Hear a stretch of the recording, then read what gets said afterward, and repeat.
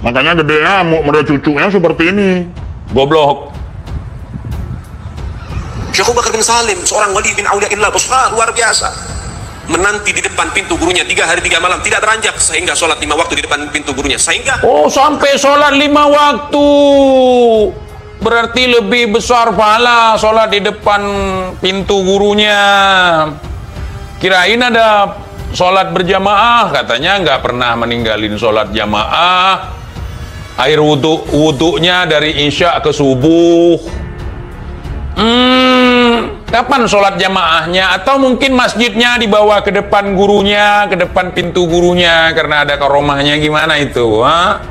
Sampai 5 waktu, bukan sewaktu-waktu, 5 waktu. Bentangkan masjid, ya. Lanjut lagi. pintu gurunya tahu ada dia.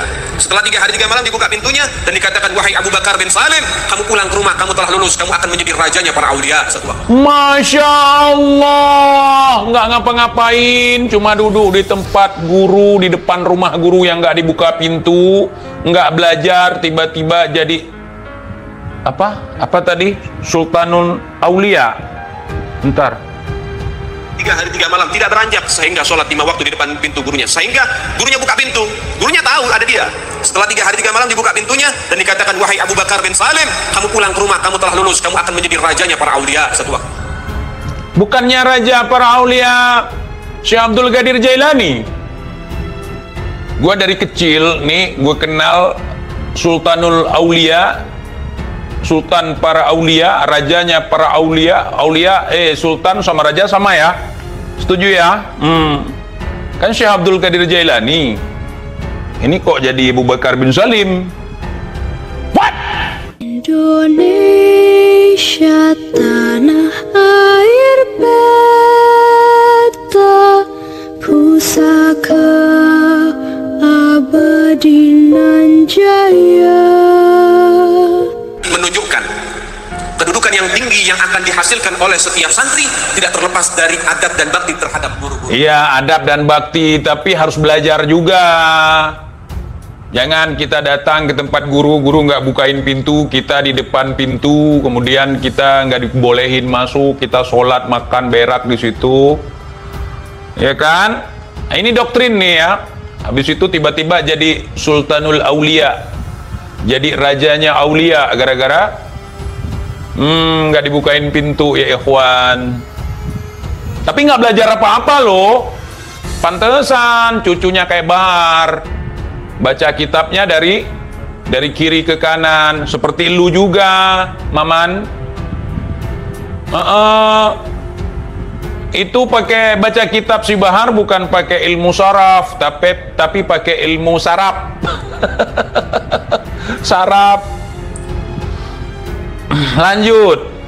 Maka insya Allah mudah-mudahan segenap santri-santri daripada pondok pesantren Sirajul Muslim, Sirajul Islam, insya Allah menjadi anak-anak yang adil, yang berbakti, yang berakhlak. Nggak dibuka pintu juga? Bukain lah. Terhadap guru-gurunya, khususnya kepada. Makanya ini istimewa ini habaib ini. Makanya satu habib bodoh lebih mulia daripada 70 kiai yang alim.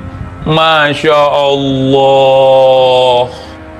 Jadi kalau punya kitab langsung direbus, air rebusannya diminum, langsung bisa baca kitab. Begitu ya ikhwan. Allah dan Rasulnya, amin ya rabbal.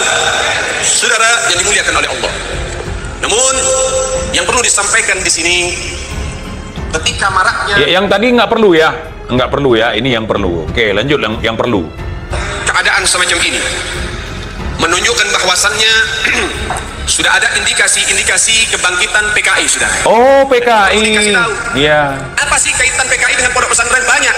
Ya. Karena target utama PKI itu ya pondok-pondok sudah. Oh ya. Target utama yang akan dibumi hanguskan oleh PKI ya guru-guru, para ulama-ulama. Betul. Dari zaman dulu. Mereka memusuhi daripada para ulama. Kenapa? Bukannya PKI memang zaman dulu, zaman sekarang udah nggak ada. Lanjut. Ulama yang berani menyuarakan yang hak itu hak, yang batil itu batil sudah. Iya. Sehingga nggak sedikit para ulama yang dibantai, pondok pesantren yang dibakar, dan juga santri-santri yang dibunuh dan digorok lehernya oleh PKI. Kamu tahu nggak siapa yang waktu itu membunuh kiai, membakar pondok? PKI atau yang teriakin PKI? Kamu harus paham dulu konteksnya. Yang PKI siapa, yang dituduh PKI siapa. Jangan kemakan dengan propaganda politik masa itu, ya ikhwan. Kamu paham maksud saya? Tolong dipahami ya. Nah, di Aceh itu banyak ulama-ulama yang dibunuh waktu itu. Yang bunuh bukan PKI, tapi yang disalahkan PKI. Yang di Aceh nih, tahu nggak? Tahu nggak? Tahu tentang itu ya. Dan kalaupun berbicara PKI, yang di Kalimantan sana bermarga Barakbah. Ada Sopian Barakbah satu lagi lupa Barakbah juga. Itu siapa? Itu PKI. Dato kalian juga. Satu lagi Al-Aidid. Tapi kata Bung Rizik, kalau PKI pakai dal. Kalau yang Ba'alawi pakai dal, yang bukan Ba'alawi pakai ta. Aidid dengan Aidid beda. Fakhrul Barakbah, Sopian Barakbah itu PKI. Itu Ba'alawi. Kenapa nggak disinggung? Datuk kalian itu. Dan ini perlu kita pahami baik-baik. Dan PKI itu berusaha untuk memutuskan dan menjauhkan masyarakat dengan para ulama. Itu adalah indikasi-indikasinya. Memutus mata rantai ulama dengan majelisnya, ulama dengan musolahnya, ulama dengan masjidnya, santri dengan gurunya. Itulah indikasi-indikasi PKI. Betul. Makanya sekarang kalau ada PKI teriak-teriak, kami lebih mulia daripada 70 kiai.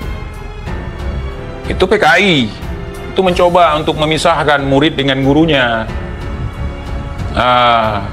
Iya, kiai-kiai yang dekat dengan pemerintah itu tidak boleh diikuti.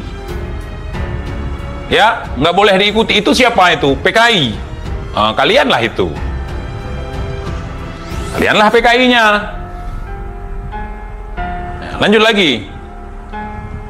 Memutus mata rantai daripada apa? Ahlul Bait dengan umatnya Nabi, sehingga dibikinlah propaganda di mana-mana, sehingga apa? Miris kita punya hati. Betul. Apalagi ada orang ngaku-ngaku sebagai Ahlul Bait Nabi, kemudian mengalihkan perhatian orang-orang supaya cinta kepada dirinya, supaya orang-orang lupa siapa yang sebenarnya Ahlul Bait Nabi. Siapa yang sebenarnya keluarga Nabi? Ya itulah PKI kalau menurut dia. Jadi orang-orang yang hari ini ngaku-ngaku sebagai Ahlul Bait Nabi, sementara dia bukan, itu adalah upaya untuk menjauhkan umat daripada Ahlul Bait Nabi. Bahaya ini PKI ini. Lanjut. Hari demi hari di akhir zaman ini, innalillahi wa inna ilaihi raji'un. Sudah berapa banyak Ahlul Bait Nabi Muhammad yang dizalimi sudah. Tenang, tenang. Zaman belum berakhir, masih panjang lagi. Tenang, tenang ya. Masih panjang. Akhir jamban. TIJ mengatakan, makanya nggak heran, orang-orang gila pun sekarang jadi wali. Ada 3 hal kalau kita ketemu orang gila yang terlintas di pikiran kita. Yang pertama, untuk zaman sekarang nih, gara-gara doktrin ada 3 hal kalau melihat orang gila. Pertama, kalian akan berpikir kalau itu waliullah. Nggak apa-apa untuk berhusnuzon, tapi jangan aneh-aneh. Yang kedua, kita akan berpikir bahwa itu adalah artis yang sedang buat konten prank, Baim Wong misalnya. Yang ketiga, kita akan menganggap bahwa orang itu adalah intel yang sedang menyamar. Betul tidak? Ujar TIJ. Padahal kalau kita boleh membuka sejarah, Boleh. Indonesia tidak akan pernah berdiri dan tidak akan pernah merasakan kemerdekaan tanpa sepak terjang dan perjuangan para ulama dengan Ahlul Bait Nabi Muhammad. Betul. Tanpa ada ulama, tanpa Ahlul Bait Nabi Muhammad, betul. Itu saya nggak pungkiri. Indonesia sejak dulu kala tetap dipuja-puja bangsa.